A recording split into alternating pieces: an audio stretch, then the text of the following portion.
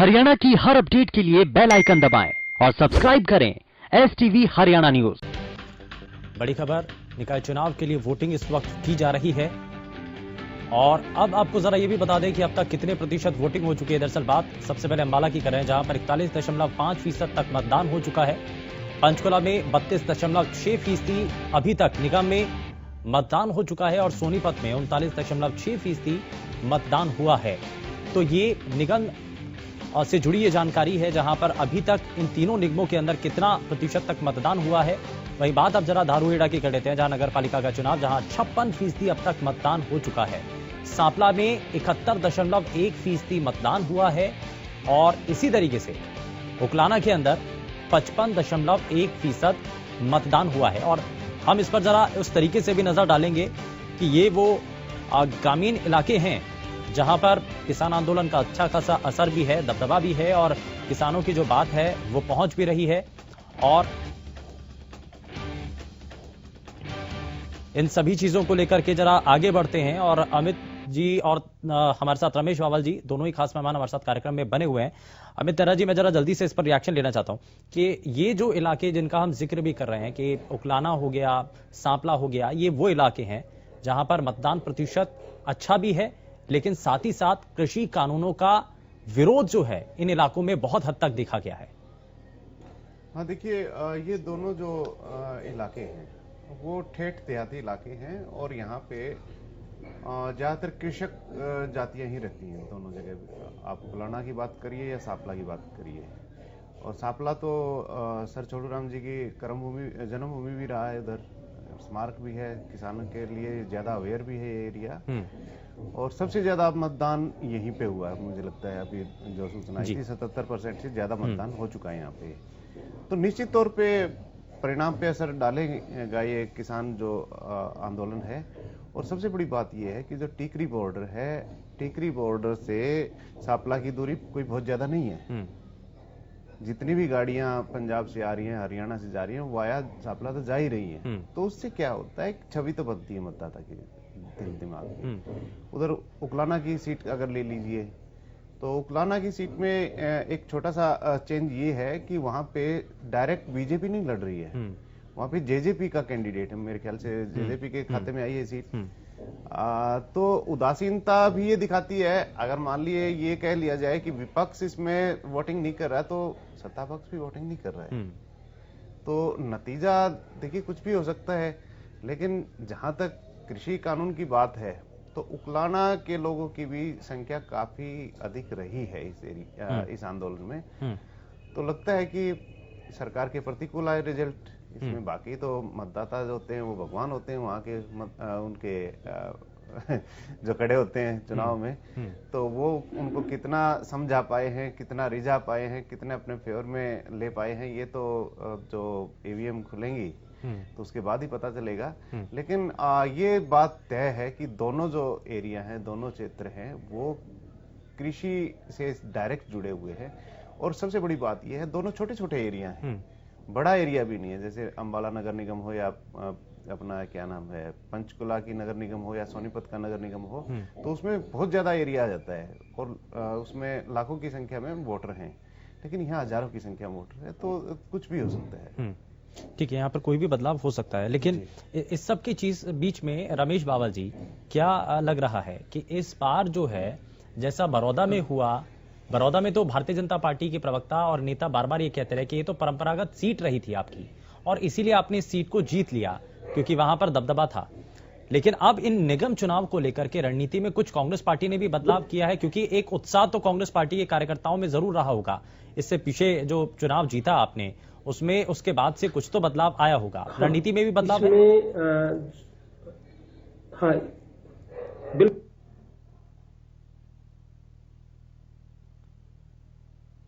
उनके जो डिमांड थी उसको दमन करने के लिए उन पे पानी की बुछारें चलाई हैं, कांटेदार वो लगाए हैं, तार लगाए हैं, सड़कें खोद दी हैं, गवर्नमेंट की प्रॉपर्टी को, सरकार ने गवर्नमेंट की प्रॉपर्टी को डैमेज कर दिया ताकि किसान एजिटेशन ना करें।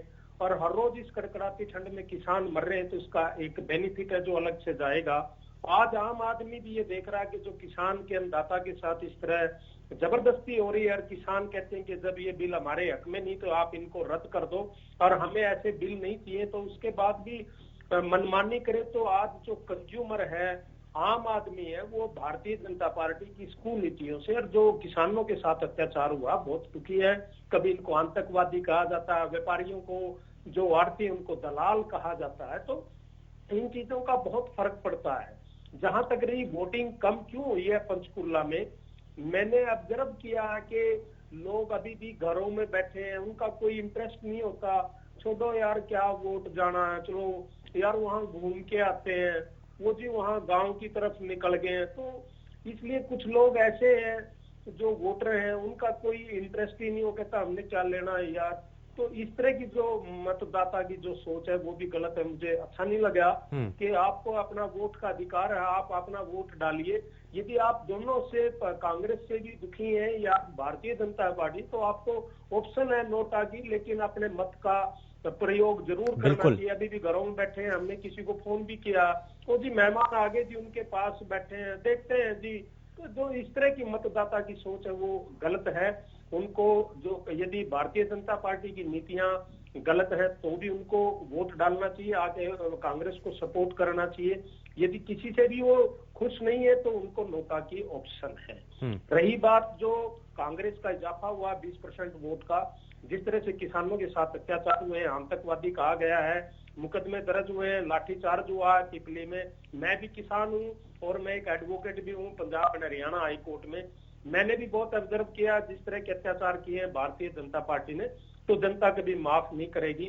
थोड़ा सा शहरों में कुछ दूसरे वोटर्स हैं जिसका जो भारतीय जनता पार्टी के, थोड़ा सा उसका शहर में थोड़ा सा फर्क जरूर पड़ता है, लेकिन जो देहाती इलाके हैं वहां पे 100% है जो वो कांग्रेस की जीत है, क्योंकि किसान है जो भारतीय जनता पार्टी की कुनीतियों से नाराज, आम कंज्यूमर है, आड़ती है, एम्प्लॉइज है और युवा है जो बेरोजगारी जिस तरह से फैली है, तो इसका नेचुरली बेनिफिट है जो कांग्रेस पार्टी को जाएगा।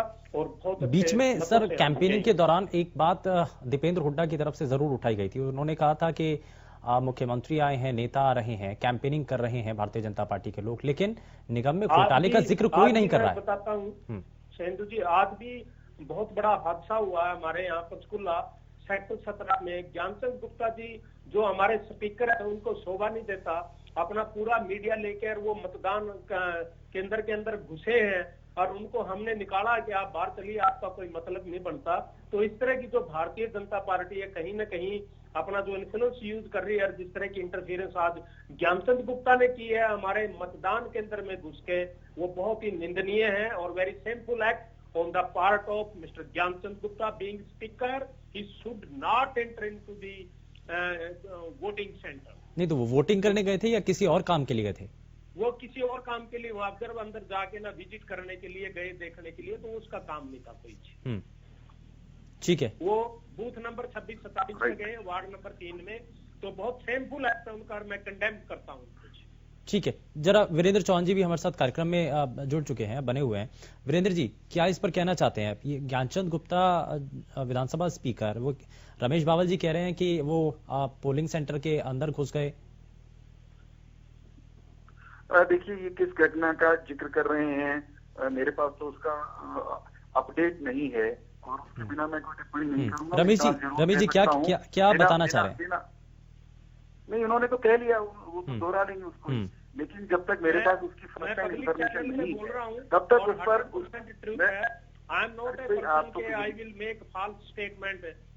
आपने तो कर दिया महाराज।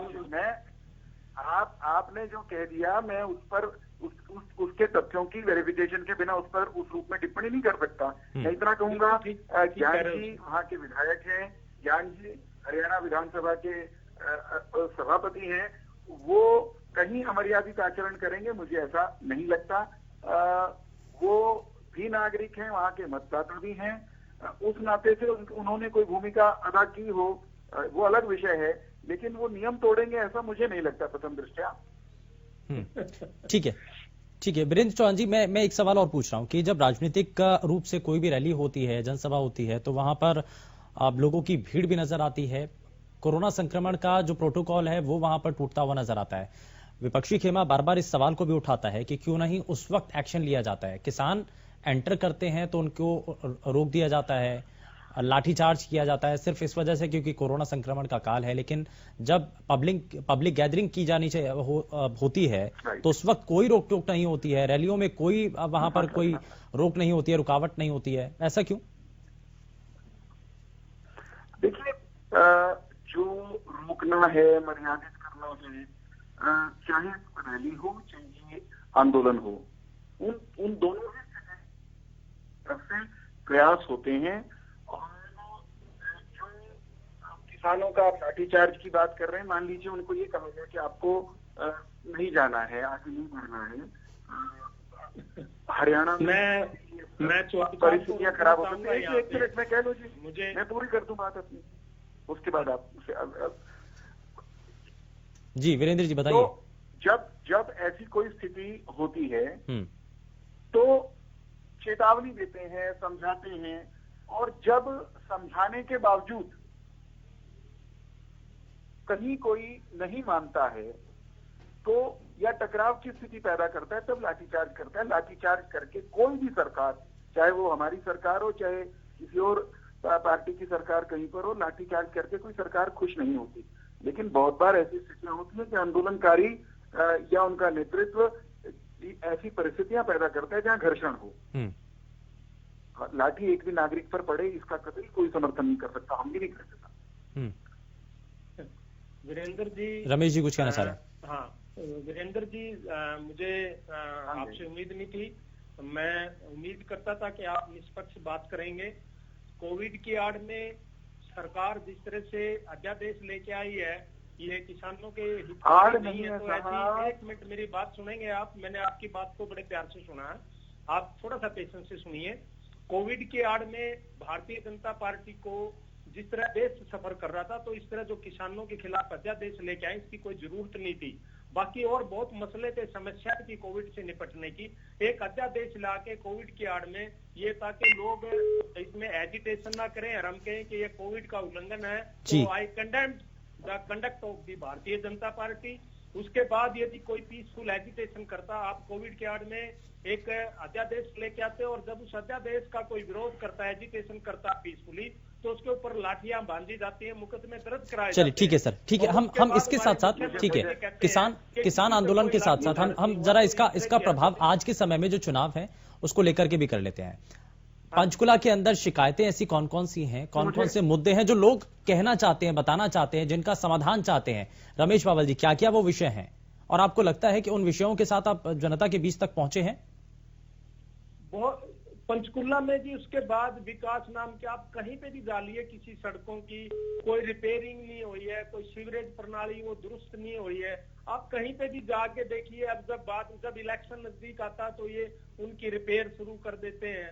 तो जो इन्होंने जो पंचकुला में विकास होने चाहिए थे, डेवलपमेंट, हमने मैनिफेस्टो दिया है और उसमें बहुत से मुद्दे उठाए हैं हमने मैनिफेस्टो में, कि जो डेवलपमेंट थी पिछले 6 साल से कुछ नहीं हुई, और हम जब आएंगे तो इसमें ये डेवलपमेंट करेंगे। ठीक है, जरा इस पर वीरेंद्र जी जरा जल्दी से रिएक्शन इस पर, कि आप कैसे भरोसा दिला पाएंगे कि अगर आप कैंडिडेट को वहां पर जनता जिताती है तो क्या भरोसा है कि आप उस इलाके के अंदर जो सड़कें टूटी हुई हैं, पानी की जो व्यवस्था है, और जो डंपिंग ग्राउंड को लेकर के बार बार जिक्र हो रहा है, उसको शिफ्टिंग करने की बात जो की जा रही थी, वो क्या कर पाएंगे?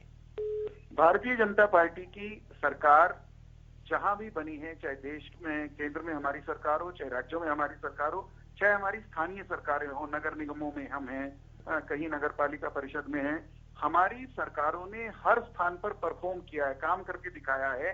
और नकारापन, निकम्मेपन के अगर प्रमाण हैं तो वो कांग्रेस के खिलाफ हैं। मैं अनेक ऐसे प्रमाण गिनवा सकता हूं जो इन्होंने कहा और इन्होंने करके नहीं दिखाया। हम ये साबित करने की स्थिति में हैं प्रमाणों के साथ, तथ्यों के साथ, और हमने बारंबार उस चीज को लोगों के बीच में जाकर कहा भी है कि हम जो कहते हैं हम उसको करके दिखाते हैं। मैं केवल एक टिप्पणी और करना चाहता हूं पावा जी की बात पे। इन्होंने कहा कि कोविड में किसानों के खिलाफ कानून बना दिए। कोविड में किसानों के खिलाफ कानून कहां बने? कोविड के दौरान अध्यादेश आया तो वो किसानों के पक्ष में आया, किसानों के लिए आया। इनको वो अध्यादेश या कानून किसानों के खिलाफ दिखाई देते हैं तो इनकी आंखों में खराबी है, इनके नजरिए में खराबी है, पॉइंटों पे संशोधन करने की जरूरत है। आपकी समझ में गड़बड़ है साहब। अरे वीरेंद्र जी, आपके पार्टी लीडरों ने ये माना है कि हम 9 बिंदुओं पे मानते हैं कि ये गलत है, इसको रेक्टिफाई कर देंगे। कृपया तो इसका मतलब आप मानते हो? आपके नेता रिजाइन कर रहे हैं, जेजेपी के रिजाइन कर रहे हैं, भारतीय जनता पार्टी के नेता रिजाइन कर रहे हैं, पार्टी के खिलाफ बोल रहे हैं। पार्टी ने खुद एडमिट किया कि इसमें हम 9 बिंदुओं पे संशोधन कर देंगे। आप अपने आप को दुरुस्त क्यों नहीं करते? आप इस देश की संसद द्वारा बहुमत से बनाए गए कानून को काला कानून कह के संविधान और संसद पर सवाल उठा रहे हैं। आप कौन से लोग क्या बात करते हो सर? यूनिलेटरल बगैर बहस के आप बिल पास करवा लेते हो कोविड के आड़ में, फिर कहते हो। पार्लियामेंट नहीं देखी आपने पार्लियामेंट की प्रोसीडिंग्स नहीं देखी? बहस नहीं हुई क्या वहाँ चर्चा हुई, सबको सुना गया, मुट्ठी भर लोग आपके संसद में। कोई बहस नहीं जी, कुछ नहीं हुआ, कोई डिस्कशन नहीं, मनमान्य तरीके से बगैर बहस के आपने बिल पास किया। हर सांसदों वाली कांग्रेस पार्टी वो चाहती है कि प्रजातंत्र में बहुमत की सरकार के द्वारा बनाए गए कानूनों को रद्द करवा दें। ये कौन सा? दैट इज द रीजन कि आप अपोजिशन नहीं है तो आप मनमानी कर रहे हो। आप संविधान पढ़िए, कानून पढ़िए। आप अपोजिशन नहीं है इसलिए मनमानी कर रहे हो। बाबा जी, कानून संविधान ये कहता है देश का कि देश बहुमत से चलेगा। धक्के से चलेगा क्या? आपकी गुंडागर्दी से चलेगा? ठीक है, मुट्ठी भर सांसदों की मनमानी से देश चलेगा? एक चीज यहाँ पर और निकल करके सामने आ रही है। उसका डिस्कशन यहाँ भारतीय जनता पार्टी के प्रवक्ता का ये कहना है कि विपक्ष में उतना दम नहीं है या उनकी संख्या कम है, तो इसलिए बावल जी कह रहे हैं, बावल जी का ये कहना ये है कि अगर हमारी संख्या उतनी नहीं है तो क्या आप किसी भी कानून को लेकर के आएंगे, कुछ भी करेंगे? किसी भी को नहीं, हम बेहतर कानून लेकर आए और हमने सदन में इनसे भी चर्चा की, इनकी भी सुनी कि लोकतंत्र में अभी आपके ठीक है बाबा साहब, ठीक है, जरा सुन लेते हैं। अमित नेहरा जी से सवाल है। कानून है, इसमें संशोधन की रिक्वायरमेंट हम कर देते हैं। निश्चित तौर पे लोकतंत्र में संख्या की गणना होती है, लेकिन उसका अर्थ ये भी नहीं माना जाना चाहिए कि अगर एक भी विधायक या एमपी है वो अगर आवाज उठाता है तो उसकी भी सुनी जानी चाहिए। अमित जी, सुनी जा रही है, ये तो आप भी जानते हैं। आप सुन लेना एक बार आप तो सुन लो बाकी तो बाद में सुनेंगे। तो इसमें देखिए, मैं तो ये कहता हूं कि ये बिल जो है ये किसान के हित के लिए तो है ही नहीं, क्योंकि जो कृषि विषय है ये राज्यों का विषय है। लेकिन केंद्र ने इसको जो बिलों को पारित किया है वो इंडस्ट्री एंड कॉमर्स के मद में पारित किया है। तो किसके मद में है ये तो सबको पता है। आप समझ रहे हैं ना मेरी बात? अगर केंद्र को पारित करना होता तो कृषि क्षेत्र में पारित करती इसको। तो ये जो बिल हैं ये सहूलियत के लिए तो बनाए गए हैं, लेकिन सहूलियत इसकी किसानों के लिए नहीं है, उद्योगपतियों की है, व्यापारियों की है। तो ये समझना जरूरी है। चलो ये आप अपनी बहस का विषय नहीं है, हम वापस के इतने फार्म बने हुए हैं, हम वापस चर्चा पे आते हैं क्योंकि आज का ये विषय नहीं है। तो बात ये है शुभेंदु, इलेक्शन का अगर हम पीछे नजर डालें तो छोटी सी बात है कि एक दूसरे से अलग होते हैं इलेक्शन सारे। पिछली बार जो नगरीय निकाय इलेक्शन हुआ था उसमें ज्यादातर पे बीजेपी जीती थी। आपने देखा होगा ना, 5 नगर निगमों में बीजेपी ने परचम लहराया था। उसके बाद क्या हुआ, सेंटर का इलेक्शन आया था, उसमें बीजेपी ने 10 की 10 लोकसभा सीटें जीती थी। लेकिन उसके 6-7 महीने बाद ही जो राज्य का इलेक्शन हुआ तो जहां पे बीजेपी ने लोकसभा में 79 सीट्स पे लोकसभा क्षेत्रों में विजय प्राप्त की थी, तो सिमट के 40 पे रहेगी। तो ये चीजें क्या है कि जो इलेक्शन होते हैं, हर इलेक्शन के एक अपना चरित्र होता है।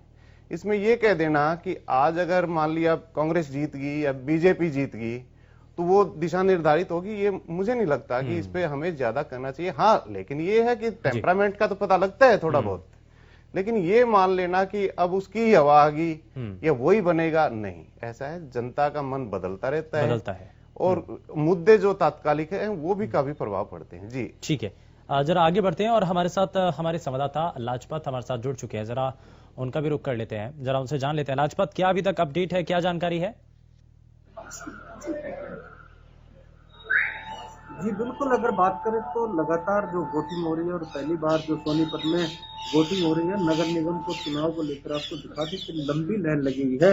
आप इससे अंदाजा लगा सकते हैं कि अभी जो है वोट बैंक बढ़ता हुआ नजर आ रहा है। लगातार जो है सामने आप देख सकते हैं कि यहाँ पर जो है सोशल डिस्टेंसिंग की लगातार बात करें तो यहाँ पर जो है पालना होती हुई भी नजर आ रही है, लेकिन इक्का दुक्का जहाँ पर हम गए थे वहाँ पर सोशल डिस्टेंसिंग की धज्जियां उड़ती हुई नजर आई। यहाँ पर देखिए, आप दिखा दें कि कुछ यहाँ पर जो लाइन में है उन लोगों ने मास्क जरूर लगाया है, लेकिन आपको दिखाएं कि सोशल डिस्टेंसिंग ये लाइव जनता के बीच में है कि सोशल डिस्टेंसिंग इसको कहते हैं। बिल्कुल एक दूसरे के ऊपर सटे हुए, और यहाँ पर पुलिस कर्मचारी भी हैं, उन्होंने मास्क लगाया है। मास्क तो लगाया है लेकिन सोशल डिस्टेंसिंग ये लगातार आपको दिखाई दे रहा है कि कैसे सोशल डिस्टेंसिंग रखा जाता है। ये लोग हैं तो सोशल डिस्टेंसिंग का ध्यान रख दे रहे हैं। लाजपत, जरा आपके साथ जनता भी है, हाँ बिल्कुल, जरा उनसे जानिए कि किन मुद्दों के आधार पर वो वोटिंग करने के लिए आए हैं, क्या मुद्दे हैं उनके। यार बहुत बढ़िया चल रहा है, ये पूरा लाइन में विधिवत जो है कार्य करते हुए जी बिल्कुल सही चल रहा है। ठीक है, बातचीत करते हैं कि एक बार आप वोटिंग करने आए हैं, किस मुद्दे को लेकर वोटिंग अपना शहर के विकास के मुद्दों को लेकर। हाँ। कैसा नेता चाहते हैं जो शहर का ध्यान रखे। हमारे जो महिला भी है उनसे बातचीत कर लेते हैं कि आप वोट करने आए किस मुद्दे को लेकर। सभी मुद्दे हैं कि विकास होना चाहिए, सड़कें अच्छी होनी चाहिए, साफ सुथरा होना चाहिए, पर्यावरण से को सुरक्षित रखने के सारे कदम उठाने चाहिए, और सफाई बहुत जरूरी है। नेता कैसा चाहिए आपको? नेता वही चाहिए जो कोई भी जो भी मतदाता है वो वोट बड़ी उम्मीद के साथ देने आता है, और ऐसा नेता चाहिए जो हमारी उम्मीद को पूरा करे। जी देखिए, और भी यहाँ पर है, उनसे जान लेते हैं, प्रयास करते हैं, जो यहाँ पर बातचीत करते हैं कि क्योंकि वोट जो करने आए हैं उन लोगों से बातचीत कर लेते हैं। आप वोट करने आए हैं, कैसा नेता चाहिए आपको? हमें ऐसा नेता चाहिए जी जो बिल्कुल ट्रांसपेरेंट हो, उसमें जरा सी भी राजनीति ना करे, वो आप जनता की सुने वो। यहाँ पर महिला भी है, उनसे जान लेते हैं कि आप वोट करने आए, कैसा नेता चाहिए? जो हमारा प्रोग्रेस करे, उसमें हमारे वार्ड वगैरह में सारी चीजें ऐसे चाहिए। ठीक है, बुजुर्ग महिला है, उनसे भी जान लेते हैं, आप वोट करने आए हैं, कैसा नेता चाहिए आपको? अच्छा नेता चाहिए जो हमारी प्रॉब्लम को सुने। जी बिल्कुल, पीछे एक बुजुर्ग व्यक्ति है, उनसे भी जान लेते हैं, आप वोट करने आए, कैसा नेता चाहिए? जो अच्छा काम करे। और भी व्यक्ति हैं, उनसे भी जान लेते हैं। जी आपको कैसा नेता चाहिए? हमें ऐसा नेता चाहिए जो सोनीपत की जो समस्याएं हैं उनको अच्छे से दूर कर सके। सबसे बड़ी समस्या जो पार्किंग की है, चाहे आप लोकल आप देखें सुभाष चौक पर, गीता भवन पर, कहीं पर भी जो है पार्क नहीं कर सकते गाड़ी को। तो सबसे पहले जब ये चुनाव होंगे तो पार्किंग का कोई हल निकालना चाहिए। पुलिस वाले गाड़ी उठा कर ले जाते हैं पर ये नहीं बताते कि गाड़ी पार्क करे कहाँ। ये सबसे बड़ी समस्या है पार्किंग की। ठीक है, यहाँ पर देखिए ये बच्ची है, आपका वोट पहली बार हो रहा है सोनीपत नगर निगम का चुनाव है, आप कैसा नेता चाहते हैं? अभी इतना मतलब ज्यादा अभी भी सोनीपत का इतना बड़ा नाम नहीं है, मतलब अभी भी इतने लोग नहीं जानते सोनीपत को। अगर किसी दोस्त को कोई बताते हैं तो हम चाहते हैं कि ऐसा कुछ हो जिससे सोनीपत भी जाने। ठीक है, यहाँ पर लाइन लगी हुई है, लास्ट की जो महिला है उससे जान लेते हैं। आप कैसा नेता चाहते हैं? हम तो जी ऐसा नेता चाहते हैं जो पब्लिक का भला करे, अपना लोगों की भलाई करे, ताकि बस अपने फायदे की सोच रहे हैं। तो ठीक है, और भी यहाँ पर व्यक्ति हैं, उनसे भी जान लेते हैं कि किसान आंदोलन वो वोट डालनी है, कैसा नेता चाहिए आपको? बढ़ते हैं तो बॉर्डर भी है, और बीते एक लंबे समय से वहाँ पर आंदोलन चल रहा है, क्या इसका प्रभाव लोगों के जहन में है? जी बिल्कुल, प्रयास करते हैं, क्योंकि यहाँ पर जो काफी लंबी लाइन है और भी लंबे हैं, यहाँ पर लोग हैं, उनसे भी बात कर लेते हैं, क्योंकि जो लाइव तस्वीरें हैं वो जो यहाँ पर भटक रहे हैं उनसे बातचीत कर लेते हैं। लाइव तस्वीरों में है, आप वोट करने आए हैं, नगर निगम का चुनाव है, कैसा नेता चाहिए आपको? क्या ये देखिए बोल नहीं पा रहे हैं, क्योंकि जो वोट का अधिकार तो है लेकिन बोल नहीं, और भी प्रयास कर लेते हैं लोग जो हैं। एक बच्ची है, उससे जान लेते हैं, क्योंकि नगर निगम का चुनाव है। ये बच्ची है, इससे जान लेते हैं, पहली बार लगता है वोट कर रही है। आप तीसरी बार वोट कर रहे हो, कैसा नेता चाहिए, किस मुद्दे पर लेकर वोट करेंगे? सेफ्टी वैसे ही अपने आसपास सेफ एनवायरनमेंट है उसको देख के ही कराया। ठीक है, इस बार विमेन एम्पावरमेंट है तो फीमेल कैंडिडेट को वोट करें। ठीक है। आपके यहाँ पर किसान आंदोलन चल रहा है, वो भी मुद्दा बन सकता है चुनाव में? बन सकता है, बट हम उसको साइडलाइन करके अपनी हित में देख रहे हैं, क्योंकि किसान आंदोलन अभी पॉलिटिक्स ही है। हाँ। किसान आंदोलन रहा नहीं है। ठीक है। और भी यहाँ पर ये कुछ तस्वीरें, हाँ, लोगों से बातचीत करने का। जी, अभी तक कितनी वोटें हुई है, कैसा कुछ इधर ही बताएंगे हमको। ठीक है। बहुत बहुत शुक्रिया लाजपत, ये जानकारी आपने साझा की है और लोगों से बातचीत आपने की और साथ ही साथ ये जानने की कोशिश की है कि इस बार चुनाव के दौरान मुद्दे क्या हावी रहने वाले हैं। तो रमेश बाबा जी, किसानों का मुद्दा जिसको लेकर के आप कह रहे हैं कि बहुत हद तक प्रभाव डालेगा, लेकिन बहुत सारे लोगों से बातचीत भी की है, तो किसान आंदोलन को लेकर के आम लोगों का खास करके सोनीपत में ये मानना है कि ज्यादा ये प्रभाव नहीं डालेगा। कांग्रेस पार्टी बार बार ये कह रही है कि इसी के इर्द गिर्द पूरा चुनाव होने जा रहा है और खास करके कुछ ग्रामीण इलाके जहां पर ज्यादा असर होगा। सारा इलेक्शन तो कांग्रेस का मुद्दा, ये किसानों वाला मुद्दा नहीं है। कांग्रेस का मुद्दा ये किसानों वाला मुद्दा नहीं है जी। इसके अंदर कुछ और भी मुद्दे हैं, जिस तरह व्यापारी वर्ग है, उसको एक नारा दिया गया कि ये व्यापारी वर्ग है, जिसको आड़ती है, उसको कहा गया कि ये दलाल हैं और इस दलाल को हम खत्म कर देंगे। तो इससे व्यापारी वर्ग है उसमें भी रोष है। उसके बाद एम्प्लॉइज हैं, वो भी देखते हैं कि स्थानीय मुद्दे में, क्योंकि आज कांग्रेस का सिंबल पे इलेक्शन लड़ने का जो एक हमने जो ट्रायल के बेस पे किया है, यहाँ पे जो 3-4 जो डिस्ट्रिक्ट है जिस पे हमने किया है, तो जो लोकल उधर सोनीपत का, उधर दारूहेड़ा वगैरह, वहां तो बहुत ही ज्यादा असर होएगा। लेकिन यहाँ अंबाला में भी काफी जो देहाती एरिया जो अंबाला एमसी में लगता है, वहां भी इसका बहुत फर्क पड़ेगा। और जो पंचकुला में है, तो पंचकुला में भी जो कंज्यूमर है, व्यापारी है, हर आदमी आज विकास चाहता है, काम करने वाले कैंडिडेट को देखते हैं। तो यहाँ दो चीजें हैं जो कैंडिडेट को वोट मिली है। एक तो कैंडिडेट का जो अपना रसूख है, उसका भाईचारा और उसने काम किया है, उसको बहुत बेनिफिट मिलेगा। जिसने लोगों की समस्याओं को नहीं सुना, जो टाइम पे नहीं मिलता था, उसको जनता वोट नहीं देगी। उसके अलावा जो पार्टी का वोट है, डेफिनेटली कैंडिडेट को पार्टी की वजह से भी वोट मिले हैं। बिल्कुल, ये कुछ आधार हैं जिनके मुताबिक जो है वोट मिलेगा। और चलिए जरा इस बीच एक बड़ी खबर का रुख कर लेते हैं, और बड़ी खबर क्या है जरा वो अपने दर्शकों को बताते हैं, क्योंकि अब जो वोटिंग करने का टाइम था वो भी अब ऑलमोस्ट खत्म हो चुका है। और अब इसके बाद जो है, क्योंकि कोविड पेशेंट जो हैं उनके लिए ये टाइम रखा गया है, वोटिंग के लिए सिर्फ 1 घंटा बचा हुआ है। और अब सिर्फ कोरोना मरीज अब आगे वोट कर पाएंगे, क्योंकि 4:30 बजे तक का समय था। 4:30 से लेकर के अब 5:30 बजे तक जो 1 घंटा है, उसमें कोरोना के जो पेशेंट हैं, कोरोना के जो मरीज हैं, वो इस दौरान अपनी वोट कर पाएंगे। और इसको लेकर के अब 1 घंटा बचा है, क्योंकि अब जो आम लोग हैं उनके लिए 4:30 बजे तक का समय था, जो कि अब खत्म हो चुका है।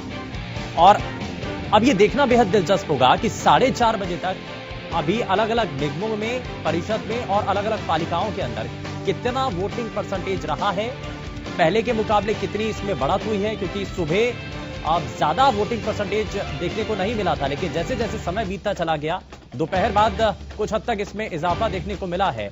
लेकिन अभी भी कई जगह ऐसी हैं जहां पर उम्मीद के मुताबिक बहुत कम वोटिंग हुई है, और कई ऐसे इलाके हैं जहां पर अच्छी ठीक ठाक वोटिंग भी हुई है। लेकिन इससे पहले के चुनावों की अगर तुलना करें तो उस मुताबिक अभी तक उतनी वोटिंग देखने को नहीं मिली है। हालांकि इसमें कई कारण हो सकते हैं। कोरोना संक्रमण का दौर है, जब डर सभी को है, तो संभावना इस बात को लेकर के भी है कि शायद लोगों में इस बात को लेकर के डर हो, इसीलिए वोटिंग परसेंटेज उतना ज्यादा नहीं बढ़ा है। लेकिन अब ये देखना होगा, क्योंकि सबसे पहले वोटिंग परसेंटेज सामने होगा तो ये तय हो पाएगा कि पहले के मुकाबले कितनी वोटिंग परसेंटेज बढ़ी है। लेकिन आपको बता दें कि वोटिंग के लिए सिर्फ अब 1 घंटा बचा हुआ है, और इस 1 घंटे के दौरान कोरोना मरीज जो हैं उनके लिए निर्धारित किया गया है। और अब इस 1 घंटे के अंदर कोरोना मरीजों को ही मौका मिलेगा कि वो पोलिंग सेंटर तक पहुंचे और वो अपना मत का इस्तेमाल कर पाए। और चलिए अब जरा जल्दी से आगे बढ़ते हैं। अमित नेहरा जी, अब ये समय तो खत्म हो चुका है, आम लोगों के लिए जो समय था वो अब खत्म हो चुका है कि 4:30 बजे तक आम लोग इस दौरान वोटिंग कर सकते थे। अब 1 घंटा जो है कोरोना संक्रमित मरीजों के लिए बचा है, तो यानी कि 1 घंटे के अंदर उतना ज्यादा तो वोटिंग नहीं होगी, ये तो पहले से ही साफ है, क्योंकि कोरोना संक्रमित मरीजों के लिए 1 घंटा है। देखिए शुभेंदु, इसमें एक चीज और भी है मुझे जहां तक लगता है जी, कि 1 घंटा कोरोना मरीजों के लिए तो है ही है, बाकी जो 4:30 बजे तक जो लाइन में लग गया मतदाता, वो भी वोटिंग कर पाएगा, चाहे 7 बज जाए चाहे 8 बज जाए। मान लिया लंबी लाइन है तो उसको करनी होगी जी।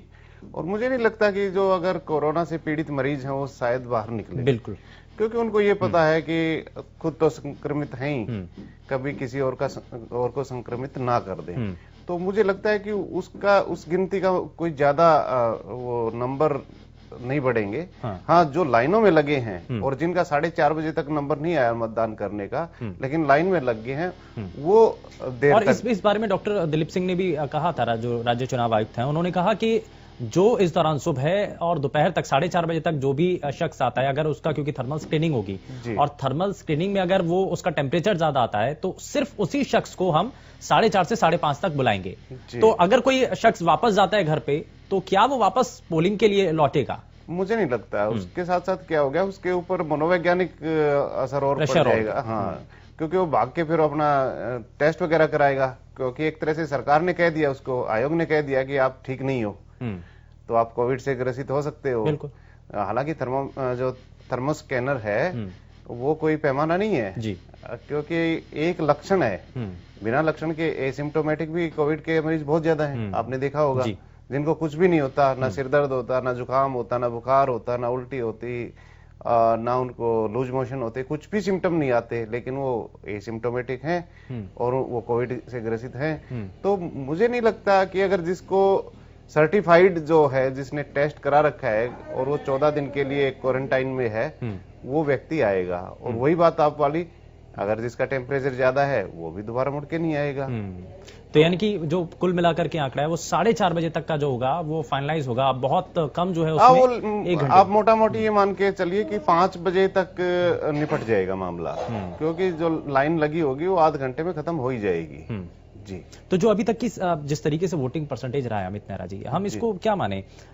शुरुआत से ही हम इस बात को लेकर के चर्चा भी कर रहे हैं कि कोरोना संक्रमण का एक डर जो लोगों के अंदर है, क्या उसको लेकर के है? क्योंकि दूसरा एक बड़ा कारण ये भी हो सकता है कि बड़े चुनाव जो होते हैं, या विधानसभा के चुनाव हो गए, लोकसभा के चुनाव हो गए, उसमें लोग जो है खुद जो आगे बढ़ करके उसमें शरीक होते हैं। छोटा चुनाव है तो शायद उतना लोग उसको हल्के में ले रहे हैं या उतना ज्यादा उसमें रुझान नहीं दिखा रहे। देखिए शुभेंदु, इसमें कई तरह के एंगल शामिल हैं। कोरोना का एंगल तो है ही।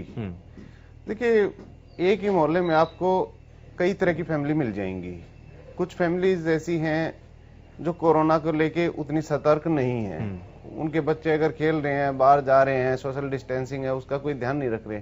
लेकिन कुछ ऐसे भी व्यक्ति मिलेंगे जो आपको अपने घर पे एंटर नहीं करने देंगे जी।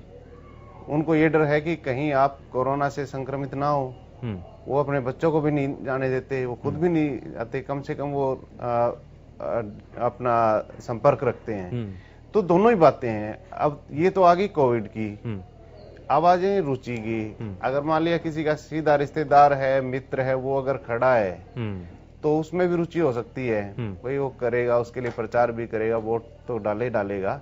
लेकिन अगर किसी का लेना देना नहीं है तो वो सोचता है यार छुट्टी का दिन है, अब छुट्टी मनाइए। तो दोनों ही बातें आ सकती हैं। और दूसरी बात ये है, अगर मान लिया इसमें कोई बन भी जाता है तो ये नहीं है कि आपकी प्रदेश सरकार हिल रही है या राष्ट्रीय सरकार हिल रही है। भाई मेयर है, उसने तो वही काम करना, वही डर रहा। अभी अपने बीजेपी के प्रवक्ता जो कह रहे थे कि हम जैसे सिस्टम से भ्रष्टाचार को नहीं हटा सकते, हालांकि उनकी बात सही है, मैं उनका विरोध नहीं कर रहा हूँ, ना मैं उनको ये कह रहा हूँ कि उन्होंने गलत कहा। क्योंकि जो सिस्टम है उसको बदलने के लिए बहुत बड़ी ताकत चाहिए, और उसमें अकेली सरकार की वो नहीं है, उसमें इच्छा शक्ति कर्मचारियों की भी हो, जनसाधारण की भी भागीदारी हो। तो ये चीजें जो है वो एक लंबा प्रोसेस है। हालांकि आए तो गा, लेकिन ये 100 साल में आए, 200 में आए, 300 में आए, क्योंकि ये जो दिक्कतें हैं हम यहाँ पे आज महसूस कर रहे हैं, ये यूरोप और अमेरिका वालों ने काफी समय पहले महसूस कर ली और उन्होंने अपना एक सिस्टम डेवलप कर लिया। तो ये जो मंथन हो रहा है जो डेमोक्रेसी का, प्रजातंत्र तो नहीं कहूंगा मैं, लोकतंत्र है। प्रजातंत्र वहां होता है जहाँ पे राजा होता है, एक सिंबॉलिक, क्योंकि राजा होता है तभी प्रजा होती है। तो लोकतंत्र है, लोकतंत्र का मंथन हो रहा है और आशा करते हैं कि बेहतर हो, इससे आगे और बेहतर हो, अगले इलेक्शन में और बेहतर हो, लोग बाग अपने हक के लिए लड़ें और जो कर्मचारी अधिकारी हैं वो थोड़ा सा मानवता के बारे में भी सोचें और ये देखें कि ये चीजें हैं। क्या लगता है इस बार कैंपेनिंग उस हिसाब से हो पाई है अमित नेहरा जी? इस दौरान भारतीय जनता पार्टी के कई दिग्गज नेता, मुख्यमंत्री तक खुद कैंपेनिंग करने के लिए पहुंचे। कांग्रेस पार्टी ने भी पूरी ताकत इस दौरान लगाई है। सांसद हो चाहे विधायक हो, प्रदेश अध्यक्ष हो, वो पहुंचे, कैंपेनिंग की गई। एक दूसरे की चीजों को क्या उतना बताया गया, लोगों तक बात पहुंची कि ठीक है अगर बीजेपी है और एक तरफ कांग्रेस है तो दोनों में से किसको हम चुने, या अभी तक प्रदेश स्तर पर क्या काम हुआ है उसी के आधार पर ही जनता जो है इस बारे में विचार करे? देखिए शुभेंदु, इसमें वही बात है, अभी तक कांग्रेस पिछले इलेक्शनों पे नजर डालें तो ज्यादा खुल के भाग लेती नहीं थी। हालांकि बीजेपी ने और इनेलो ने तो पिछले 3-4 इलेक्शन अगर नजर दौड़ाएं तो अपने कैंडिडेट उतारे हैं और उन्होंने भी हर जगह नहीं उतारे हैं, सिलेक्टिवली उतारे हैं। जहां पे उनका प्रभाव था वहां पे अपना सिंबल दे दिया। कांग्रेस की ये रणनीति रही है शुरू से, आप अगर देखें वो अपना कैंडिडेट किसी को ऑफिशियली डिक्लेयर नहीं करती, पे सिंबल नहीं देती। इनकी रणनीति ये होती है कि जो जीत के आ जाएगा वो कह देते हैं ये तो कांग्रेसी था जी, ये तो हमारे से ही समर्थित था, हम इसका समर्थन कर रहे थे। वो किसी तरह इसको दिखाने का प्रयास करते हैं कि ये हमारा ही व्यक्ति बन गया। तो वे दोनों विचारधाराएं हैं, वो अलग अलग विचारधाराएं हैं। हालांकि इस बार कांग्रेस ने रुख देखा है, हालांकि उन्होंने सर्वे किए होंगे मुझे लगता है पे, अगर मान लिया उन्होंने सिंबल दिया है जी और पहली बार दिया है तो कुछ ना कुछ तो उन्होंने देखा होगा कि हवा तुम्हारे फेवर में है। किसान आंदोलन का देखा हो उन्होंने, जो भी रणनीति कर रहे हो, कहीं ना कहीं कुछ ना कुछ तो हुआ है जो उन्होंने सिंबल दिए। नहीं इससे पहले तो ये आपने डिबेट देखी होंगी पहले भी जी। क्योंकि जो जैसे ही इलेक्शन डिक्लेयर होते थे, रिजल्ट डिक्लेयर होते थे, तुरंत कांग्रेस के प्रवक्ता ये कहने लग जाते थे कि जी यमुनानगर में भी हमारा ही व्यक्ति है क्योंकि वो कांग्रेसी रह चुका है। या फिर हमने समर्थन दिया था। वो ये नहीं कहते थे कि हमने पहले इनको सिंबल दिया था। अब की बार स्थिति दूसरी है, दोनों पार्टियों ने सिंबल दिए हैं और ये दिलचस्प भी रहेगा देखना। ठीक है जी। इस बीच हमारे साथ भारतीय जनता पार्टी से प्रवक्ता सत्यव्रत शास्त्री कार्यक्रम में जुड़ चुके हैं। सत्यव्रत जी, बहुत स्वागत है आपका। मैं जरा पार्टी सिंबल को लेकर के ही बात कर रहा हूं आप, क्योंकि पहले तो बीजेपी मैदान में उतरती ही थी पार्टी सिंबल के साथ, लेकिन अब कांग्रेस पार्टी भी फुल फ्लैश तरीके से मैदान में है आपके सामने। तो यानी कि दो बड़ी पार्टियां वो इस बार निगम के चुनाव में पूरी तरीके से उतर चुके हैं। आपको लग रहा है कि किसी तरीके से चुनौती है बीजेपी के सामने, क्योंकि इससे पहले तक तो पार्टी सिंबल का इस्तेमाल नहीं करती थी कांग्रेस? देखिए जी, हम पार्टी के कार्यकर्ता, चाहे चुनाव छोटा हो बड़ा हो, 1 का हो 100 का हो, पार्टी हर चुनाव को एक अदम ढंग से नहीं करती। वो बिल्कुल सजीवे से और गंभीरता से चुनाव लड़ती है और जो उसमें संभव हो सकता है, जिस चीज का उसमें समय मिल सकता है, उन सबका समय पहले से भी लेते आए हैं, लेते रहे हैं। और उस चुनाव को चुनाव की दृष्टि से, क्योंकि लोकतंत्र के अंदर चुनाव एक बहुत बड़ा पर्व है, इसको सहजता से नहीं, हल्केपन से नहीं, गंभीरता से भारतीय जनता पार्टी लेती है। हार जीत पहले तो बीजेपी ने 50 साल तक हारी देखी है, अब उसको जीत का जो एक रसास्वादन जनता ने किया है, उसके बाद निरंतर हम जीत की ओर अग्रसर भी हैं और बड़े से बड़े चुनाव को हम सहजता से इसलिए चुनाव लड़ लेते हैं कि हमारे पास एक पार्टी का कैडर खड़ा है, हमारे हर दायित्व के ऊपर कार्यकर्ता रहते हैं, संजीदगी के साथ काम करते हैं, इसलिए हमें चुनाव लड़ने में कोई चुनौती महसूस नहीं होती। हाँ, कांग्रेस इस बार सिंबल पर लेके आई है तो उनके लिए चुनौती है, हम तो इस चुनौती को कई बार स्वीकार करके आगे बढ़े हैं, उनके लिए चुनौती जरूर है ये। ठीक है रमेश बाबा जी, कैडर मजबूत हुआ है, क्योंकि ये तो वाकई में आधार होता है और बीजेपी इसी के बलबूते कहती है कि हमारे तो बूथ स्तर तक कार्यकर्ता हैं और इसलिए वो छोटे छोटे चुनाव को अपने पार्टी सिंबल पर लड़ती है। लेकिन कांग्रेस पार्टी, क्योंकि मैं शुरुआत से कह रहा हूं कि बड़ी चुनौती कांग्रेस पार्टी के सामने है, आप पहली बार ये एक्सपेरिमेंट करने जा रहे हैं, आप कितना आपको भरोसा लगता है? और जब हालांकि इसका एक बेनिफिट आपको जरूर मिला है कि बड़ौदा उपचुनाव, उसमें जीत और जो जितने भी कांग्रेस पार्टी के कार्यकर्ता हैं वो उत्साहित हैं इस जीत के बाद से। चुनौती तो कोई भी इलेक्शन हो तो चुनौती तो होती है, हर पार्टी को होती है। ये नहीं कि भारतीय जनता पार्टी को कोई चुनौती नहीं है, कांग्रेस पार्टी को भी चुनौती है, क्योंकि कांग्रेस पार्टी पहली बार जो एमसी का इलेक्शन है निकाय का, वो पहली बार सिंबल पे इलेक्शन लड़ रही है।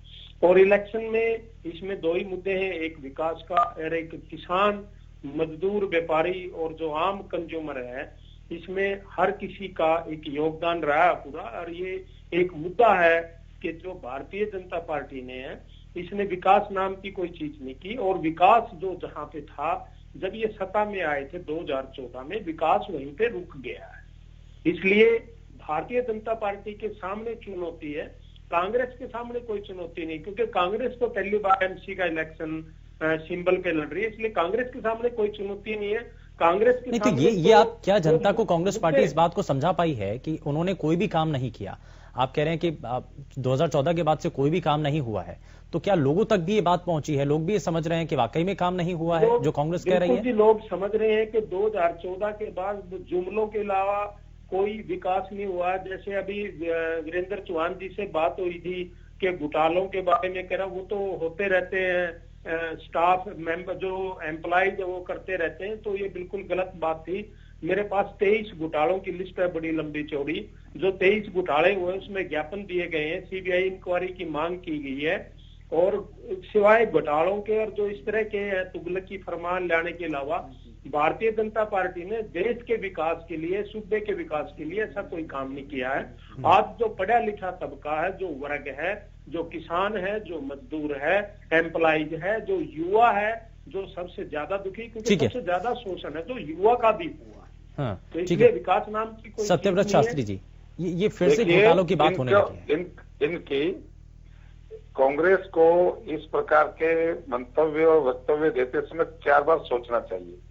जिस युवा की ये बात कर रहे हैं, हरियाणा में पहली बार बिना किसी खर्ची और पर्ची और अप्रोच के ये तो नौकरियां मिली लाखों नौजवानों को। और अभी तो सरकार ने सब सिस्टम कर दिया कि आप एक टेस्ट के आधार के ऊपर आप साल भर 2 साल तक उसकी वैलिडिटी रखेंगे और उसके आधार पर आपको ज्वाइनिंग मिलेगी। किसान को हमने जितनी एमएसपी दी, हमने जितनी फसलों को सरकार के द्वारा खरीदा गया, एमएसपी को खरीदा गया, क्या कभी कांग्रेस सोच सकती है? अरे सुनो यार, तुम्हें जो केवल शब्द रद्द कराते हो, बोल जाते हो, कोई रिकॉर्ड तैयार किया आपने कि बीजेपी की सरकार ने एमएसपी पर कितनी फसलें और कितने टन वो खरीदा, और कांग्रेस ने अपने समय में कितनी एमएसपी दी और कितने टन खरीदा किसान के लिए? युवा के लिए हम रोजगार की बात करते हैं, मजदूर के लिए हम ये सत्यव्रत जी आपको लाने की जरूरत है, ये चीजें हमें सब पता है और जनता का भी पता है और किसानों को भी पता है। के तहत कितने लोगों को भवन बना मिल चुके, कितने गरीब लोगों के घरों के अंदर आयुष्मान भारत के माध्यम से उनका इलाज हो चुका। क्या आंकड़े नहीं आपके पास? आपको शर्म आनी चाहिए इस प्रकार के, जब देश आगे बढ़ रहा है और आम आदमी को उसका बेनिफिट मिल रहा है। हमारे यहाँ तो केवल और केवल एक वर्ग ऐसा जो सत्ता में था, उसके आसपास के लोगों को इलाज मिलता था। आम आदमी सोच भी नहीं सकता था कभी हरियाणा में हरियाणा पुलिस में कोई भर्ती हो सकता है। उस हरियाणा पुलिस की भर्ती में आम गांव के आदमी को, जो केवल खेतीहार और मजदूर था, उसके फोन के ऊपर समाचार आया कि तेरा बेटा सेलेक्ट हो गया। इतनी बड़ी अपॉर्चुनिटी हरियाणा की जनता को कभी मिली थी? बात सर ये भी है अमित, ठीक है। अरे क्या बात करते हो, मजदूर के बारे में बात कीजिए, उसके घर के अंदर जीवा आज चलने लगा। मोदी जी की सरकार के आने के बाद में सोचा है किसी ने तेरी सर पर छत और पैर के नीचे जमीन हो सकती है? ऐसा कांग्रेस के समय था क्या? किसी गरीब को केवल इसलिए मर्द मौत मिल जाती थी, उसको सस्ता इलाज नहीं मिलता था। मनोरेगा गरीब किसान का, गरीब किसान की फसल आने पौने दामों के ऊपर कोई भी खरीदता था। आपको ध्यान याद नहीं उन चीजों को? वो कांग्रेस की योजना थी, भारतीय जनता पार्टी की कोई योजना नहीं थी। उसके अंदर भ्रष्टाचार तुम्हारा था। योजना थी तो भ्रष्टाचार किसका था? भ्रष्टाचार तुम्हारा, हमारा था। योजना तुम्हारी थी। अरे शर्म तो तुम्हें आनी चाहिए, डूब के मरना चाहिए। तुम गरीब के, किसान के, मजदूर के, युवा के लिए काम हो रहा है, उसको तुम बदला रहे हो और उसको जुटला रहे हो। गरीबों को जो घर दिए गए, गरीब की गर्दन पकड़ी है तुमने, गरीब की गर्दन पकड़ के उसको निचोड़ा है तुमने। गरीब के लिए कभी नहीं सोचा तुमने। सबका विकास का नारा नहीं, जमीन को उतार के दिखाया इस भारतीय जनता पार्टी की सरकार आज नहीं सर, बात तो ये भी है ना, बात तो ये भी है कि चाहे ऊपर भ्रष्टाचार की अगर बात होती है तो नीचे से लेकर के ऊपर तक का जिक्र होने लगता है, चाहे छोटे छोटे महकमे हो या बड़े स्तर पर होने वाले घोटाले, उनको अभी भी ये कहा जा रहा है, अभी भी हो रहे हैं ना। धान घोटाले का जिक्र हुआ सत्यव्रत जी, शराब घोटाला इसका भी जिक्र होने लगा, तो रजिस्ट्री घोटाला, ये सब चीजें हैं। देखिए सुबंधु जी, इसमें दो प्रकार की चीजें होती हैं, इसमें दो प्रकार की चीजें होती हैं। एक होता है पॉलिटिकल इन्वॉल्वमेंट के साथ भ्रष्टाचार, जैसा कांग्रेस का कल्चर होता था 10 साल के अंदर, और उससे क्या 47 के बाद में कितने घोटालों की एक श्रृंखला जो 24 घंटे नाम बोलते जाओगे तो समाप्त नहीं होगा। पॉलिटिकल लोगों की इन्वॉल्वमेंट के साथ घोटाले, और एक जो बैड एलिमेंट्स है उनके द्वारा, लेकिन किसी बैड एलिमेंट के द्वारा किए गए घोटाले पर पर्दा नहीं डाला कभी, उसको खोज कर उसका आपने कितने लोगों के ऊपर FIR हुई है, कितने लोगों से रिकवरी की प्रक्रिया चल रही है, लेकिन उसको संरक्षण नहीं मिला। कांग्रेस के समय भ्रष्टाचार और घोटालों को संरक्षण मिलता था, तू चल में आया, ये प्रक्रिया चलती थी। इस घोटाले में तेरा नाम आ गया तो जरा जल्दी से, ठीक है, जरा रमेश बावल जी जरा जल्दी से इस पर रिएक्शन दे दीजिए, फिर उसके बाद मैं अमित जी के पास आता हूं। सर देखो, रजिस्ट्री घोटाला हुआ, रजिस्ट्री घोटाले में जब ज्ञापन दिए गए, जब मामला हाईलाइट हुआ, सत्यव्रत शास्त्री ये कह रहे हैं कि पहले के मुकाबले अब जो भ्रष्टाचार के मामले सामने आ रहे हैं, अब राजनीतिक संलिप्तता इसमें नहीं है, इस पे कार्रवाई करने, इनका ये कहना है कि अब तो हम सामने लेकर के आ रहे हैं और हम एक्शन लेते हैं। आज तक ये गलत कह रहे हैं, कोई एक्शन नहीं लिया इन्होंने, सिर्फ लिपातोपी एक एम्प्लॉइज को के खिलाफ कार्रवाई कर दी, लेकिन जो उस डिपार्टमेंट के मंत्री थे, चाहे उसमें दुष्यंत चौटाला जी हो, चाहे उसमें कोई भी है, चाहे रजिस्ट्री घोटाला था, चाहे शराब घोटाला था, चाहे दान घोटाला था, जिनकी कंप्लेंटें चल रही हैं, इंक्वायरी चल रही है, लेकिन किसी ऊपरी लेवल के आदमी के, जो राजनेता के खिलाफ कोई कार्रवाई नहीं हुई। आप एक एम्प्लॉइज के खिलाफ कार्रवाई करते हुए, एक एम्प्लॉइज इतना बड़ा घोटाले को अंजाम नहीं दे सकता जब से ऊपर तक की कार्रवाई नहीं होती, आपका अनुभव बोल रहा होगा, नहीं होती, ऊपर की ब्लेसिंग नहीं होती, अनुभव बोल रहा होगा। आप दो ही बातें करते हैं, एक तो आप कहते हैं कि अफसर इनके कंट्रोल के नहीं है, एक तो कहते हो सहज मिले जुली करते हैं। आपके स्टेटमेंट, आपके प्रवक्ता जो बोलते हैं वो आपस में ही एक दूसरे के बात को काटते हैं, इसलिए थोड़ी देर में उधर पलटे मार जाते हो, थोड़ी देर में उधर पलटी मार जाते हो।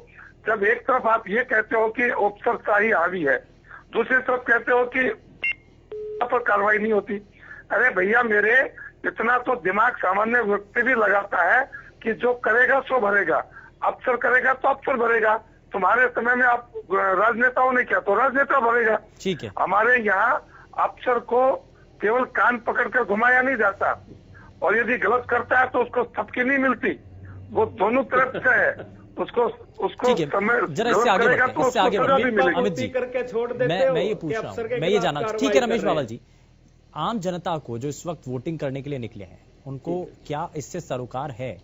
क्योंकि वो तो ये पूछना चाह रहा है ना, वो तो ये जानना चाह रहा है कि मेरे इलाके की गली बनी कि नहीं बनी, मेरे इलाके की सड़क कब बनेगी, अगर गलियां टूटी हैं तो वो कब ठीक होंगी, पानी की सप्लाई जो 24 घंटे आनी चाहिए वो नहीं आ पा रही है, कुछ घंटे पानी आ पा रहा है। तो असल मुद्दा तो ये है। हाँ बिल्कुल यही है, होना तो यही चाहिए। जो नगरीय निकाय का इलेक्शन है तो उसमें तो छोटे शहर की सरकार के ऊपर चर्चा होनी चाहिए। हालांकि बात रही भर्तियों में घोटाले की, तो देखिए दोनों पार्टियां दूध की धुली नहीं है। मैं दो ही उदाहरण बताऊंगा। कांग्रेस के तो आपको पता ही है कि अभी पटवारी वगैरह और ये सारे ड्राइंग टीचर वगैरह इनके ऊपर हुआ था मामला। अब जो बीजेपी आई थी हरियाणा में, तो सबसे पहले जो धांधली हुई थी, मैं सीधा धांधली कहूंगा, वो 2016 में हुई थी। फिशरमैन कम वॉचमैन, जो मत्स्य पालन विभाग में जो भर्तियां हुई थी, उसमें क्या था कि मनमाने तरीके से भर्तियां कर दी गई थी बिना किसी उसको क्राइटेरिया को देखे। उसके खिलाफ जो परीक्षार्थी थे, जो कैंडिडेट थे, वो हाई कोर्ट चले गए थे। हाई कोर्ट ने रिकॉर्ड मंगाया तो सरकार ने वो भर्ती कैंसिल कर दी भाई, क्योंकि जवाब ना देना पड़े। घोटाला तो हो ही गया। अब आप ये कह दें कि किसी ने चोरी कर ली और चोर वापस सामान उल्टा रख दे तो चोरी नहीं होगी, ये तो वो बात होगी। अब 2016 में आपको मैं बताता हूँ, 9 सितंबर 2016 को बीजेपी के सांसद थे कुरुक्षेत्र से राजकुमार सैनी, उस दिन HCS की लिस्ट आई थी, जो HCS भर्ती हुए थे, उन्होंने बाकायदा चंडीगढ़ में प्रेस कॉन्फ्रेंस की थी। इनके बीजेपी के ही सांसद ने, हरियाणा के बीजेपी के सांसद, मैं साफ बोल रहा हूं, और उन्होंने आरोप लगाया था कि HCS जो परीक्षा है उसका जो पेपर है वो प्रिंटिंग प्रेस से लीक हुआ है और कुछ लोगों को फायदा मिला है, लेकिन सरकार ने इसके बारे में कोई प्रतिक्रिया नहीं दी। ये सरकार की बात मैं कह रहा हूं, पार्टी वाले ने ही उठाई थी। मैं ये नहीं कह रहा कि मैं कह रहा हूं या कांग्रेस ने आरोप लगाया। तो देखिए, इसको तो भूल जाइए। वे दोनों पार्टियां अपने आप को पाक साफ साबित करने की कोशिश करती हैं, लेकिन दोनों, मैं नहीं कहता कि कोई एक ठीक है या दूसरी गलत है, वे दोनों की स्थितियां एक जैसी हैं। ठीक है, बहुत शुक्रिया सर, बहुत शुक्रिया आप हमारे साथ कार्यक्रम में जुड़े, और सभी खास मेहमान भी जो हमारे साथ कार्यक्रम में जुड़े, बहुत शुक्रिया। समय ज्यादा इजाजत नहीं देता आगे बढ़ने के लिए, लेकिन शहर की सरकार के लिए वोटिंग की जा रही है। हालांकि आम लोगों के लिए वोटिंग का समय खत्म हो चुका है, लेकिन 1 घंटा बचा है, जिसमें अब जो कोरोना संक्रमित मरीज हैं या जो कोविड पेशेंट हैं, सिर्फ वही आगे जाकर के पोलिंग बूथ पर मतदान कर पाएंगे। और हम ये उम्मीद करते हैं कि पहले के मुकाबले